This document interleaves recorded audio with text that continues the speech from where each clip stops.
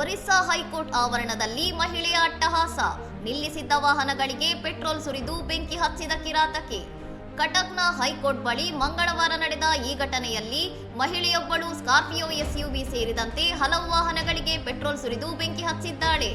ಬೆಂಕಿ ಕ್ಷಣಾರ್ಧದಲ್ಲಿ ಹರಡಿದ್ದರಿಂದ 2 ಸ್ಕೂಟರ್ಗಳು ಮತ್ತು 1 electric bike ಸುಟ್ಟು ಭಸ್ಮವಾಗಿದ್ದು ನ್ಯಾಯಾಲಯದ ಆವರಣದಲ್ಲಿ ದಟ್ಟವಾದ ಹೊಗೆ ಆವರಿಸಿತ್ತು.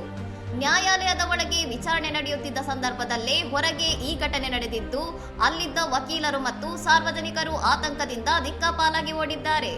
ಮಾಹಿತಿ ತಿಳಿದ ತಕ್ಷಣ ಸ್ಥಳಕ್ಕೆ ಬಂದ ಅಗ್ನಿಶಾಮಕ ದಳದ ಸಿಬ್ಬಂದಿ ಬೆಂಕಿಯನ್ನು ನಂದಿಸಿದ್ದಾರೆ.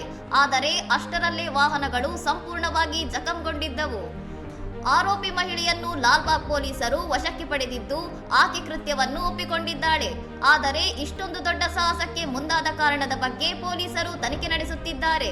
ಇನ್ನಷ್ಟು ಸುದ್ದಿಗಳಿಗಾಗಿ ನೋಡ್ತಾ ಇರಿ ಸೌರಂ ಟಿವಿ.